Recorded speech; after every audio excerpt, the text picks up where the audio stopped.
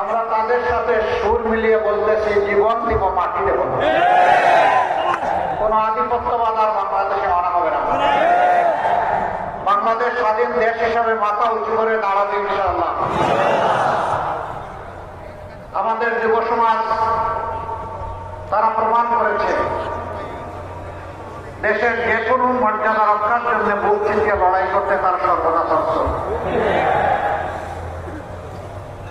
চট্টগ্রাম মহানগরী শুধুমাত্র বন্দর নগরী নয়, শুধুমাত্র বাণিজ্যিক রাজধানী নয়, এটি এক সুদীর্ঘ সংগ্রামী ইতিহাস আর প্রতিরোধের রাজধানী। বাংলাদেশে ৭১ সালে স্বাধীনতার ঘোষণা এখান থেকেই হয়েছিল। আপনাদের এই গর্বিত সন্তান সবার আগে চিৎকার দিয়ে বলেছিলেন উইল লিভার। তিনি হচ্ছেন এলডিপির সম্মানিত সভাপতি ডক্টর কর্নেল অলি আহমদ বীর বিক্রম। জিয়াউর রহমান সাহেবকে হাতে ধরে সামনে এগিয়ে নিয়ে গিয়েছিলেন। চট্টগ্রামবাসী আপনাদেরকে স্যালুট।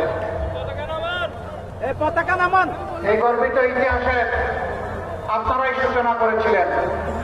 কেন তিনি আজকে আক্ষেপ করে বলেন আমি লড়াই করেছি রণাঙ্গনে, আমি জাতীয়তাবাদী দল গঠনে আমি ছিলাম দ্বিতীয় ব্যক্তি জিয়াউর রহমান সাহেবের পরে।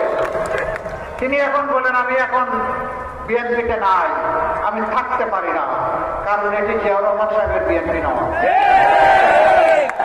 তিনি বলেন এটি বেগম জিয়ারও বিএনপি নয়।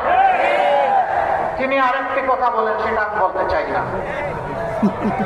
তার মুখ থেকে আপনারা শুনে নেবেন। সম্মানিত ভাইরা,